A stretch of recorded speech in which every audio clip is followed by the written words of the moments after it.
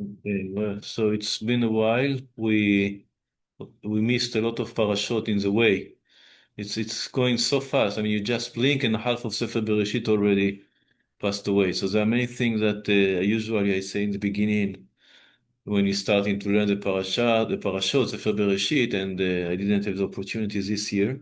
So we started, maybe you already heard that, but it's important to know. So it's very famous that Sefer Bereshit almost doesn't have any mitzvot at all. There are three mitzvot only, and also not in a form of mitzvah usually. I mean, it's later it repeats. Brit Milah repeats later, and Gid Hanasheh.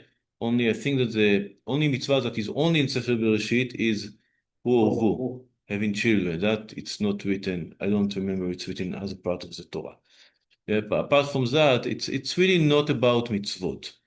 It's about derech eretz shekadma laTorah. I mean, it's about I would say the morality, the ethics, that it doesn't relate it to direct obligations or prohibitions or things that you have to do, but more about character and way of behaving, which are not always can be regulated by laws.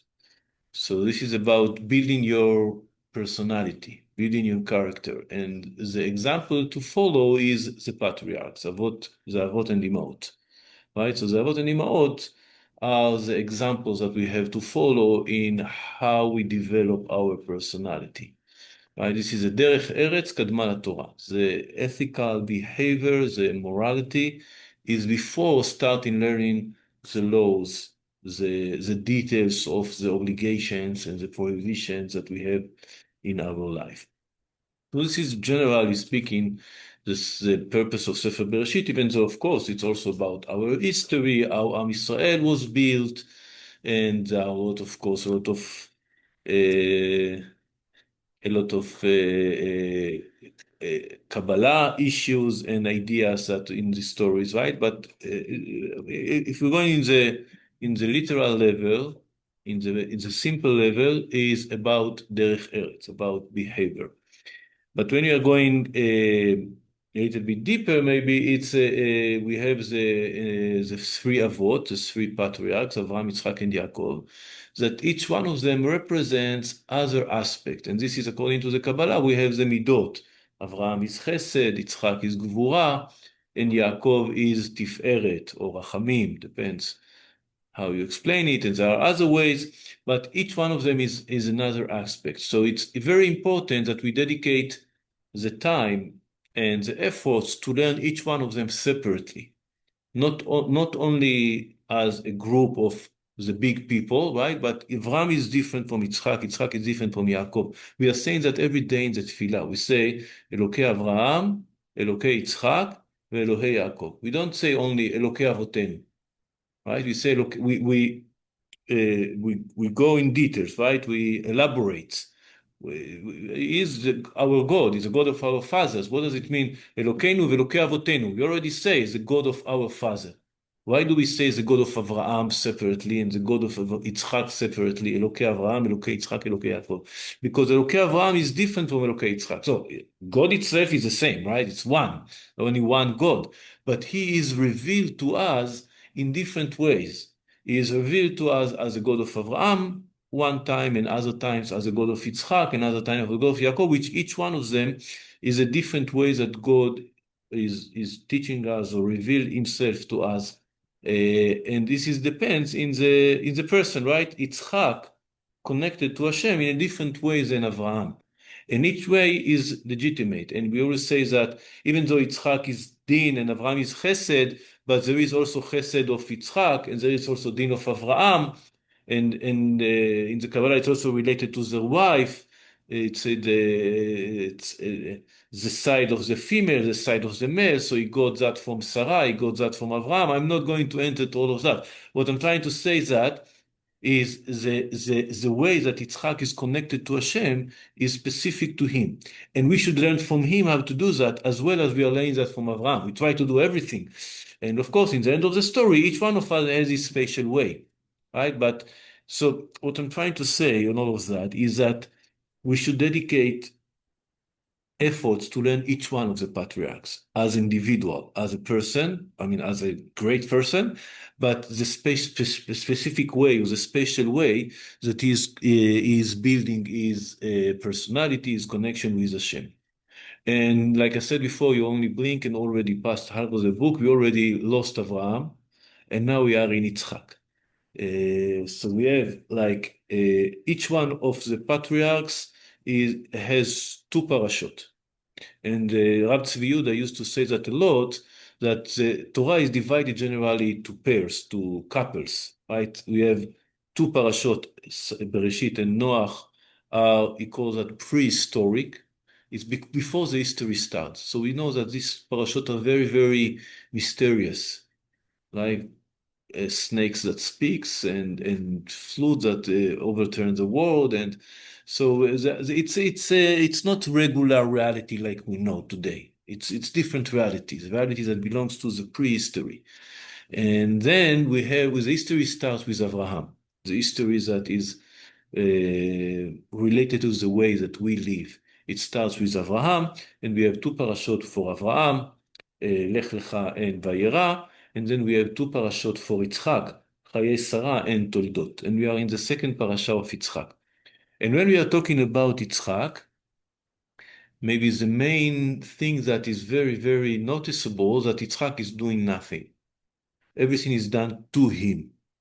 Right? Starting from the parashot of Abraham, he's taken to the Akedah. He's not doing the Akedah, he's taken. He's passive. And also after that, Eliezer is sent to bring wife to Yitzchak. Yitzchak is not doing anything. They are doing it for him. And in the end, he's trying to do something. He's trying to bless in our parasha, but they manipulate him, right? Even blessings that he wants to bless, it's done not in the way that he wanted to, right? He's manipulated to bless the right son, but it's not coming from him. You wanted to say something? He does at the beginning of the question praise for He Rivka. prays for Rivka, yeah, okay. So actually we have very few things that is related directly to him. One of them is praying, even though he was pushed to that, right? There wasn't a wife, he didn't have children, so he had to do something again. And what he's doing is asking from God, right? So, yeah, uh, there are things there are one story, and I think we also talked about that last year, that it looks like he's more active, and this is with the stories with the well. In our parasha, in the beginning, there is a story of the wells, but even there, if you're looking carefully, all the actions are related to his shepherds. The shepherds found water. The shepherd fought with the Palestinians of Gaza, of Grar, right? It was almost and he want to go to Mitzrayim, to Egypt, and Hashem told him, no, stay, don't do anything, just stay there. It's gonna be okay. Don't do anything. So it's very, very noticeable again that Yitzchak is very passive. He's the most passive among the Avot. Avraham is doing, walking, building altars, etc., convincing people, running to the angels, fighting with God about storm. Very, very active. It's Yaakov stealing the blessing, going away to Lavan. The shepherd is the one who is married and manipulate again all the flocks to. So he's very active, and then he's going back and going. Yitzchak is passive. Rab Tzvi Yehuda used to call it the holy passiveness. What does it mean? I think that depends in the personality, but there are some kind of people that they are connected to the inner rhythm of the reality, and they're just flowing with the reality. They don't need to change it. They live with it. Right? They let the reality lead them in the life, but not in a negative way, not in a way that meaning I don't care or I don't capable of doing anything. It's just you're like living in the right, I would say, rhythm, right? Living with Hashem, letting Hashem leading you. And this is what we call the holy passiveness, right? In the way that you can, it's not appropriate for everyone. It's not the right way always to live, but there are this kind of people that by only being part of the reality, having a lot of blessing, bringing a lot of blessing to the world. And I think that maybe a deeper understanding of that is saying that the influence coming from the inside and not from the outside. So there is also this kind of influence. The influence of being a holy person, like Yitzchak, maybe praying, like you said, maybe learning Torah, maybe doing mitzvot, but not, you don't have to be in the board in order to be a good element of the shul, for example. Bring coming to the shul, it's coming to the prayer. Not only that, what I'm trying to say is that there is some kind of Seems like influence. he's an introvert. Introvert. Yeah, we also see that but I don't think it's about that. It's about, maybe it's true also. What I'm trying to say is that what I'm trying to explain is that there is a way to influence reality not by physical action, not by some practical actions, but from the inside, from the fact that you are connected with Hashem. So the blessings, it's flowing through you without the need to do actions, right? To change, to build, to. So again, it's not for everybody. But there is this kind of, again, holy passiveness. You say that is that passiveness or Passivity. passivity? Passivity, right. So holy passivity that influence the world only by being in it. I mean, and what you are, right? The person that you became, the personality that you built. This is by being like that. It's and I think that if you look around you, you will find this kind of people. They're not saying a lot, they're not doing a lot, but it's a blessing to have them in the community or in the family or around you, right? So many times it's related to being tzaddik, to being a very righteous person, a person that is a quiet person, a person that is not doing a lot, but it's a good thing to have him around, right? And when you're talking about the level of Yitzchak, of course, it's not only a good thing to have him, you really bringing blessing to the world. So this is generally about Yitzchak. It may be also related to Midat Adin. Midat Adin is the midah Justice. justice, but it's also punishment, severeness. It's also fourth strength, right? The strength, what? Gvura, yeah.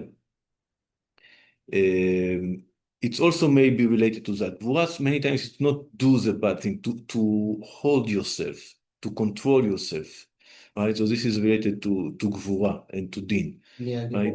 Yeah, Neo Gibora הכובש את יצרו, that you are limiting your desires, you are living in the right way, right? Not running or rushing into doing things.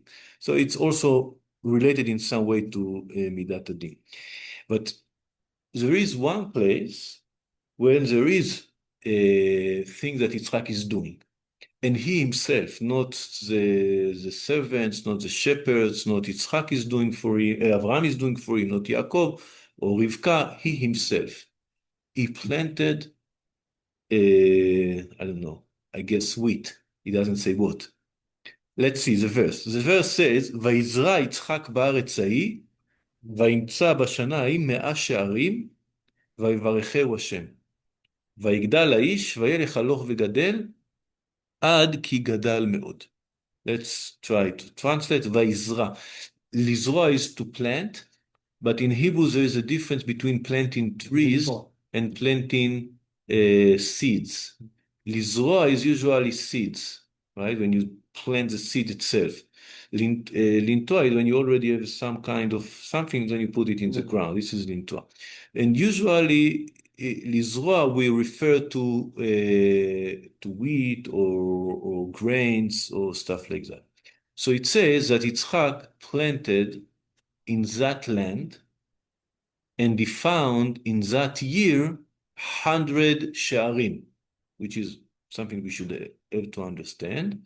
What does it mean? Literally, usually sharim mean gates.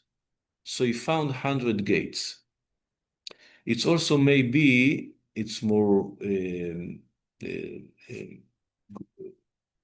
understandable in this verse. Shar, it can be from the word shi'ur, measurement, right? Measure. So he found 100 measurements. This makes more sense in this context. And Hashem blessed him. And then he grew, ויגדל האיש, וילך הלוך וגדול, he continued growing until he was very big. עד כי גדל מאוד. Meaning very rich. The next verse says, ויהי לו צאן ובקר ועבדים ושפחות ועבודה רבה. And he had צאן ובקר, flocks and cows and servants and a lot of money. So these are the verses when he is active. He is planting and he see a lot of blessing. So there are many questions about this verse. Literally every word you can ask here a question. But let's see, what do you think we can ask about that? The easy way is to find why is it necessary? What is the information, right? So it says Yitzchak planted in this land and he found in this year 100 measures and Hashem blessed him. What do you find here? Or maybe you can translate it literally as the gates of blessing. The gates of blessing. What do you mean? 100 gates of blessing? Yeah, like You're answering the question. I asked to find questions first. You already. So Yeah. he says that Hashem blessed him and then he got it. Exactly. The order of the word are not good. It should be, and he planted, and Hashem blessed him, and then he found 100 sharim, right? So the blessing, the founding, 100, founding, there's also the word limtzo, find. What does it mean, find? Find is something that you lost, right? To find something. Okay, but anyway, he got 100 measurements. It should be after Hashem blessed him, so he got 100 measurement. Why it come after that? Okay, so this is maybe the biggest question here. The order of the verse, it looks not well. Okay, I also said another question. What does it mean that he found? Generally, about all this verse, why the Torah tells us that? What do we learn from that? The same question we should ask about all the story of the wells. That's what we did last year.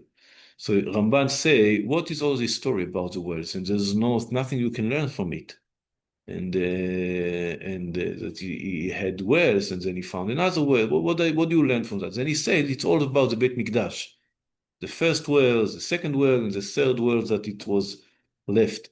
Okay, anyway, but this is about the wells. Here we are not talking about the wells, we're talking about planting the land. Why is it important that Yitzchak planted land? Like he went to the office in the morning. What do you learn from here? Well, maybe Yeah. part of the acquisition. It signifies that this is his land because he did something with it. It became his land because of And that. ours, Okay, by our purchase. land. So Gaza is ours. That's what you're saying. It wasn't exactly Gaza. Gerar is It's Gerar, it's, near Gaza because it looks like it's other places. There are some places in the Tanakh that it says until Gaza, until Gerar. So it looks like two different places, but it's the same zone. And then there is the river of Gaza, and the river of Gerar should be the same river. There is in the middle of the strip, there is a river. It's called Nachal Aza. And apparently the same Nachal Gerar that Yitzchak moved to there. Anyway, returning to here, you say it want to emphasize the connection to the land of Israel, or this zone of the land of Israel. He planted it, became his. Okay. What else do you see here that require understanding or questioning? Okay. So Veigdalish and then more. Yeah, this looks, again, I didn't want to speak about the second verse, but in the second verse, it looks a little bit strange. Why do you say it's this process? He grew up and he went growing until he was very big. What does it mean? Oh, it looked like 3 stages. Yeah, to say that he was rich. Gadol in this meaning is Gadol with properties, a lot of properties. Yeah, but all this process, he grew up, he went growing up until he was very big. So it's 3 stages, right? What does it mean? Chachamim also speaks about So we say the literal understanding, what does it mean 100 gates? What does it mean, right? This is another question. And also there is why the emphasis on this year, this land. He found in this land in this year.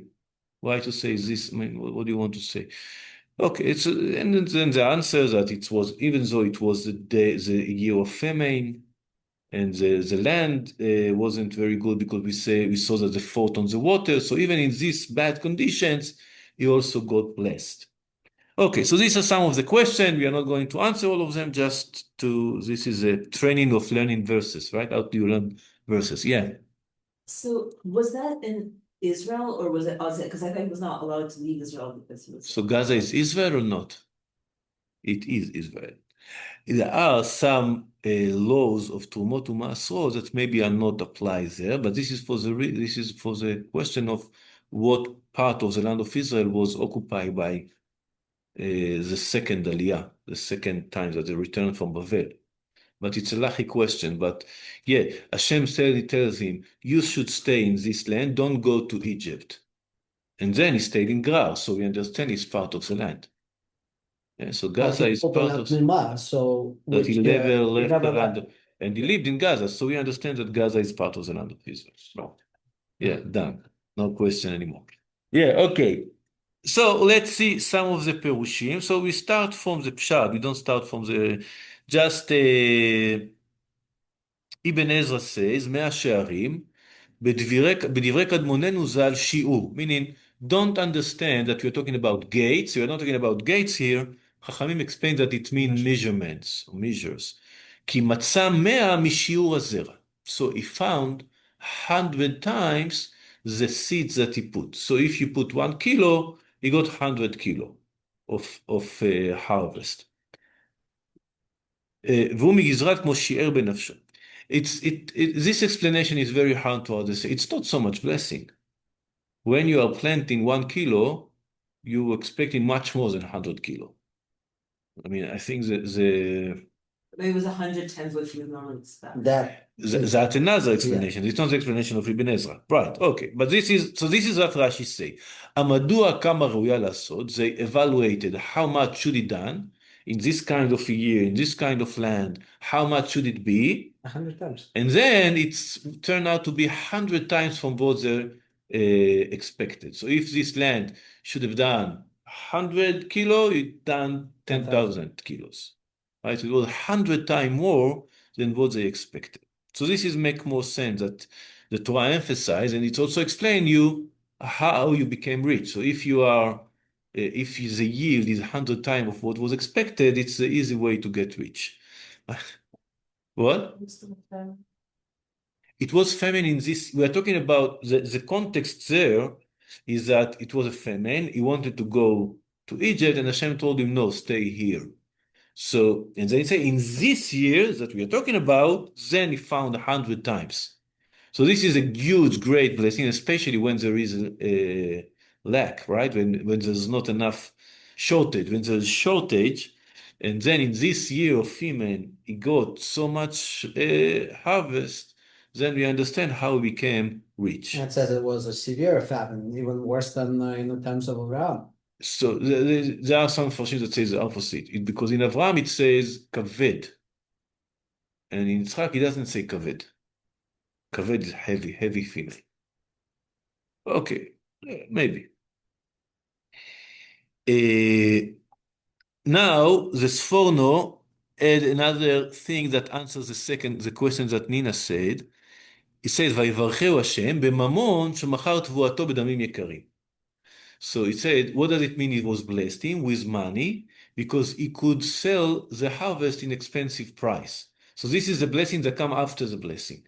One blessing is to get a lot of product, right? Produce the what? Produce.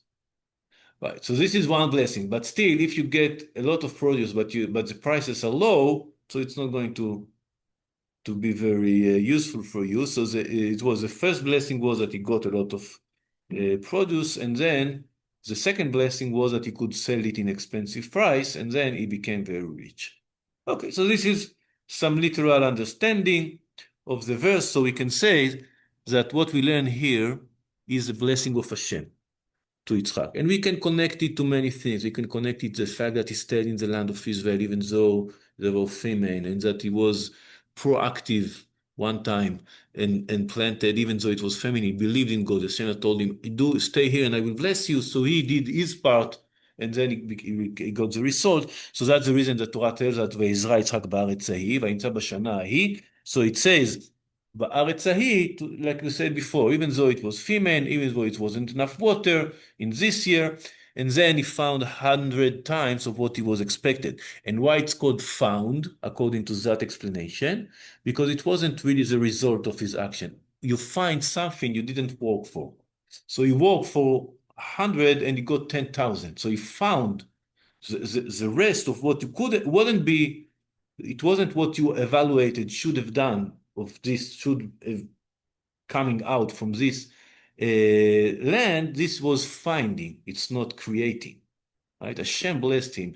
And then why it says Vayivarcheu Hashem after, this is a second blessing, that not only that it produced much more than what he expected, that he could also sell it in a good price. Okay, so this is the literal understanding of the verse. All the questions that we mentioned, I think we answered more or less. But now we should go a little bit deeper.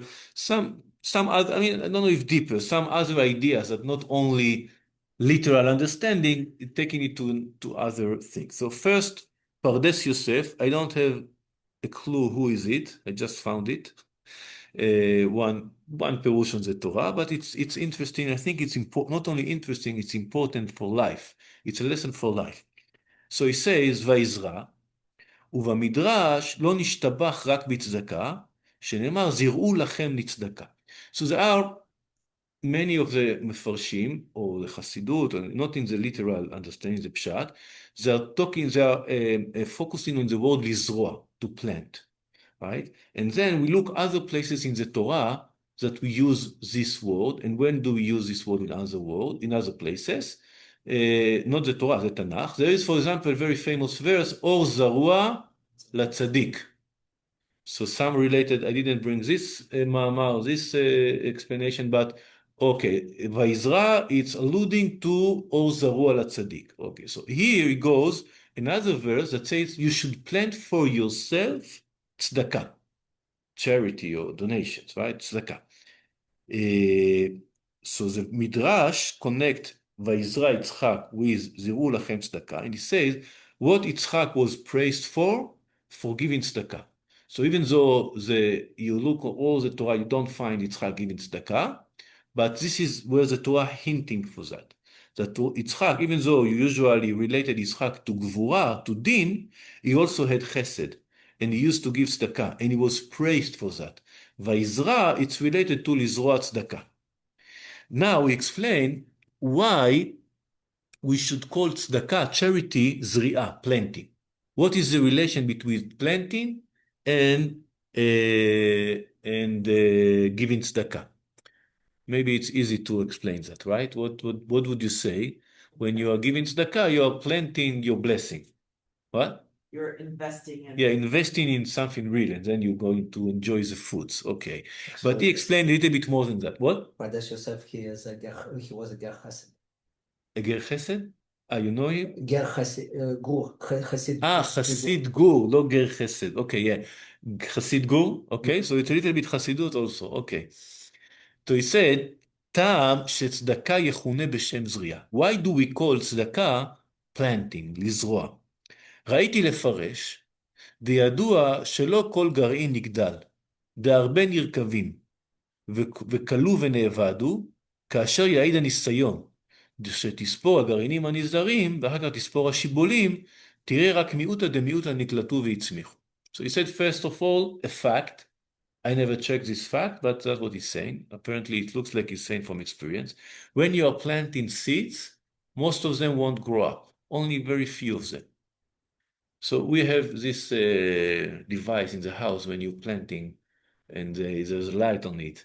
And I can tell you, at least the seeds that I buy in the stores is right. Most of them not going anywhere. And well, we say if you are going to plant grains of wheat, and you count how many wheats are really shibulim. Shibulim is Stocks.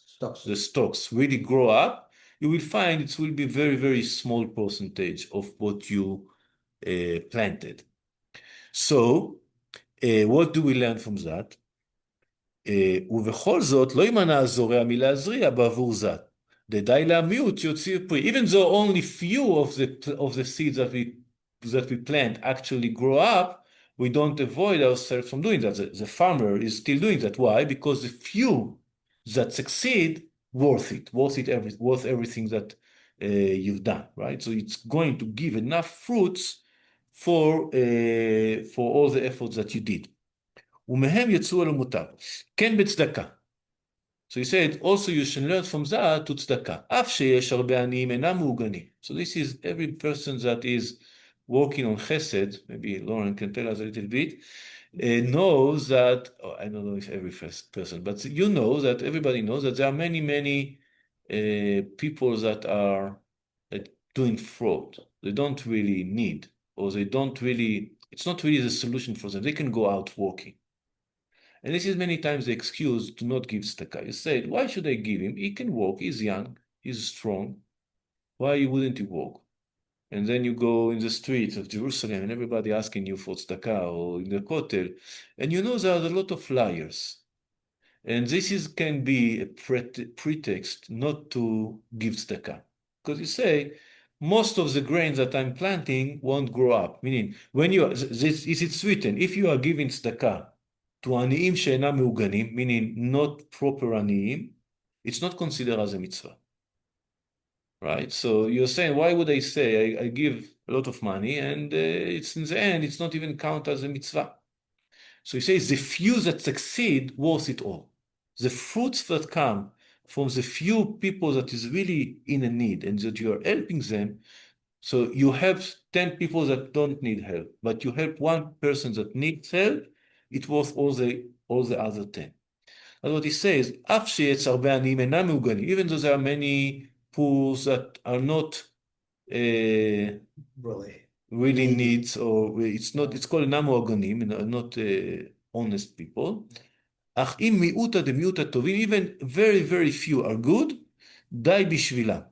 די, it's enough, דבשבילם ייתן ויחזור וייתן, to give everything for the עניים. Okay, so this is a lesson that we are learning from that, from Vayizra, only from the connection between Zri'ah and Tzedakah. I think we can extend a little bit this lesson to everything in life.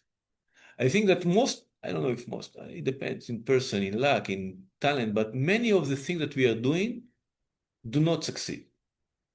We are trying that, we are trying the other, we are trying to do this project, other project, in the family, in the community life, in work. Many times we are trying and it doesn't succeed. So should we stop trying? No. The few things that we are doing and succeed worth all the other efforts. So all the other efforts, including in this few succeed. You should try 9 times to succeed 1. And this one worth all the other 9. It's not only about tzedakah. I think that it's about life, generally about life. Okay, so this is one thing that we can learn from Pardes Yosef.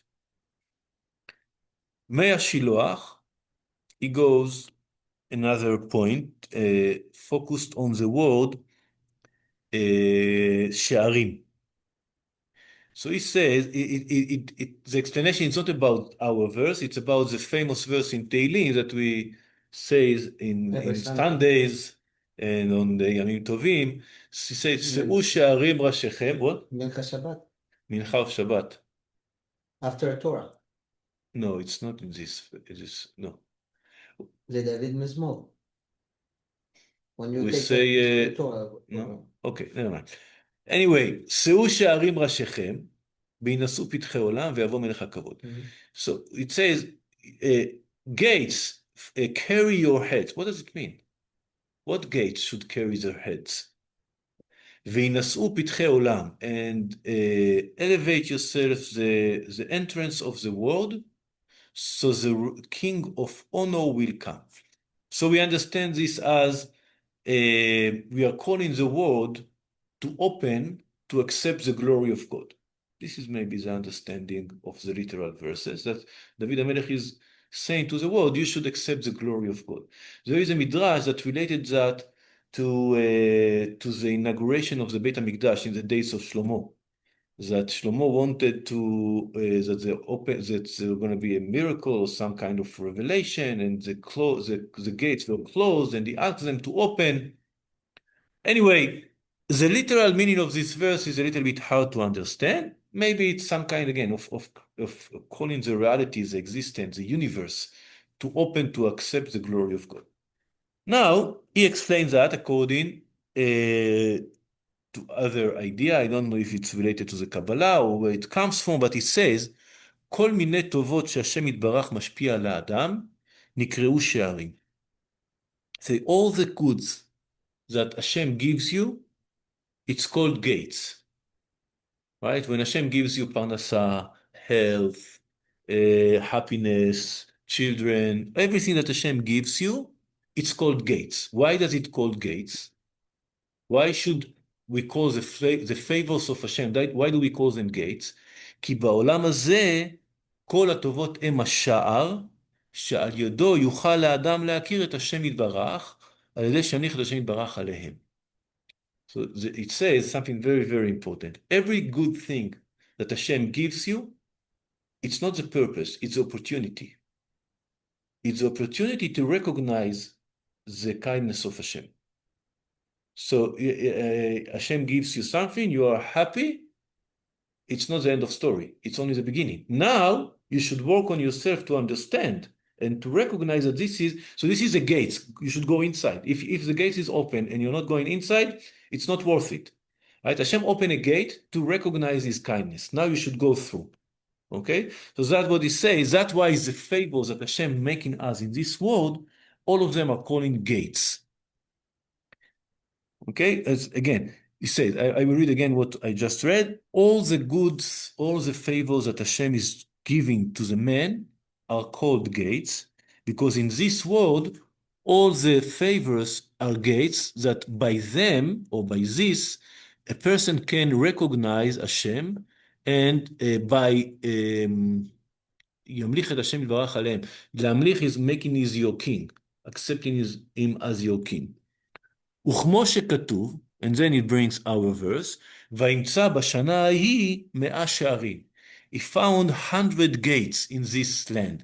Meaning what happened with Yitzchak is not only that Hashem gave him a lot of harvest, that he could recognize it. He found these gates. He found the blessings that he got as an opportunity to get inside. And it doesn't say that, and I add in that. And then Hashem blessed him even more. Meaning, once you use this opportunity to get into the gates, to get through the gates and coming to Hashem through these favors, then come also the blessing, or maybe the biggest blessing, being with Hashem. Right? So, what? Yeah, no, of course, in the spiritual world, Yitzchak wasn't passive at all. That's for sure. All what I said is passive was in trying to change the world, the reality. He didn't, like I said, he didn't do the Akedah, he didn't go for his wife, he didn't, that's what I was talking about. In the spiritual world, of course, it was very active. It was very active. He goes through these gates in order to be connected to Hashem. So we understand the order of the verse. He planted, meaning he started to walk in this world, and then he found a lot of gates. All the results of his actions, all the blessings that came from his actions was gates. He found 100 gates, 100 ways to connect to Hashem. He goes through them, and then Vayivarechehu Hashem. He was blessed by being with God. I'm not sure, but maybe it also can be understood on this next verse. Vayigdal ha'ish, he grew up. Vayelech haloch vegadel, so the opportunities came to him until he became very big, right? So maybe this is the 3 stages, right? You're getting a blessing, you are recognizing the blessing from Hashem, and then you go through it and you get blessed.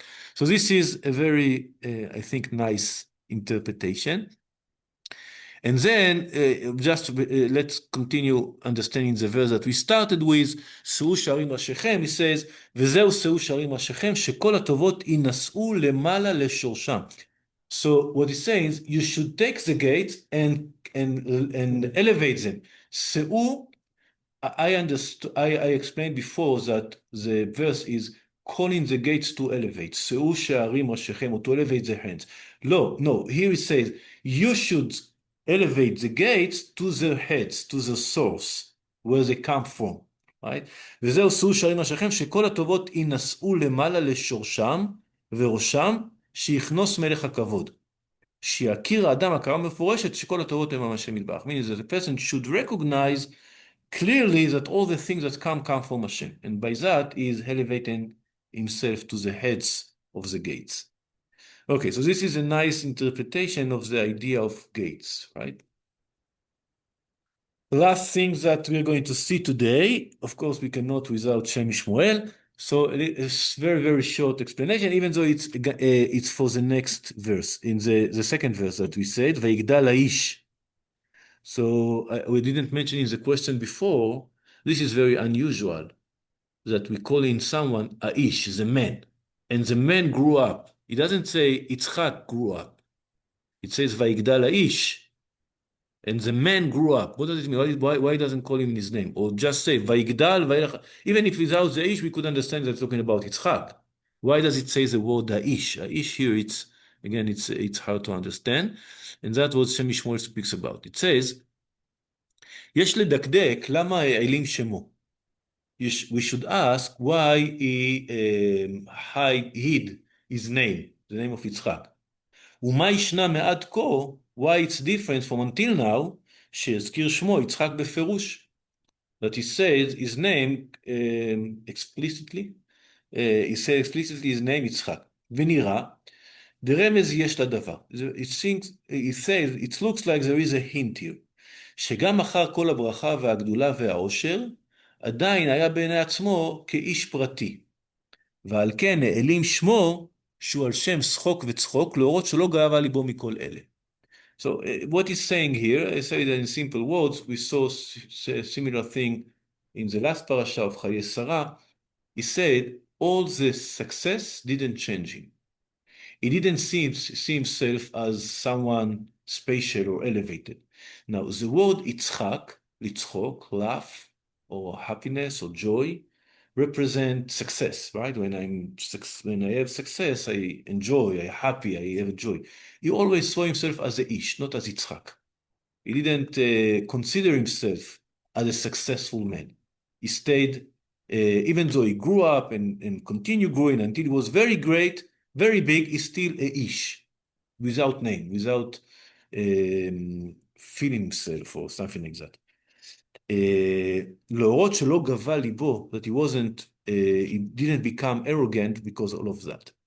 So we said similar thing about it was in the Friday evening, the drasha of Friday evening, so apart from, we mentioned there the midrash of Rabbi Akiva. That Rabbi Akiva said, compare Esther HaMalka to Sarah.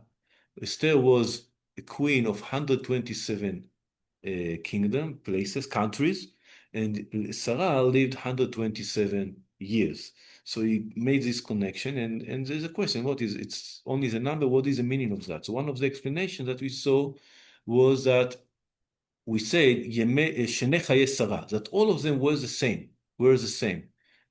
She was always in the level of tzadikah, she didn't change. She changed for the better, but the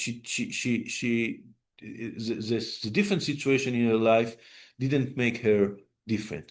And he says in the explanation that it also was the same about Esther. Even though she became the queen, she became an important woman, she was still the niece of Mordechai. She was still the simple Jewish girl that didn't consider herself something special or the queen, the big queen. So also here, what he's saying here, that one of the things that we should admire and learn from Yitzchak, that success and wealth and all the good things that coming on you shouldn't change you. You should stay humble. And then it says, the same idea we see, כמו שהגיד הרב הקדוש רבי בוני מפרשיסחה, זכר צדיק לברכה לחיי העולם הבא, בפסוק, so the Rabbi for Pashischa says, ובאו עליך כל הברכות האלה והשיגוך. So in the brachot, it says, all this blessing will come to you and will להשיג is when you are chasing someone, when you're catching him. Right? So they are chasing you and will catch you. Why the brachot should catch me? Am I running away from them? What does it mean that, and also what does it mean that they came to, the brachot will come to you? I say you will find brachot, you will have brachot, the brachot will come to you. So it means, היינו שישיגוך במקומך הראשון. They will come to you in your first place. Even though the brachot will come to you, you won't be in a different place. You will stay the same as before. In the meaning, not, when I'm saying staying as before, meaning staying modest as before, staying humble as before. טרם שהשיג הברכות שהיה ברוח נמוכה, שזה סיבה לברכה. It's the reason for getting blessing is being humble. So the real blessing is that after you get the blessing, you stay humble. The reason for the brachot is still with you. You are not changing yourself. So this is the explanation of Shem Shmuel to the Vayigdal Aish. Well, this is for today. I hope we're going to have these classes more constantly. Bezrat Hashem now, but for the winter, there's no reason not to, right? We are here. Okay. The timing is gonna be 7. Yeah, 7:15. Let's do 7:15. The tefillah ends it's too early for you, or it's okay? Yeah, because the tefillah. No, we didn't start today because we say 7:30. Okay. How do I stop? Yeah, here.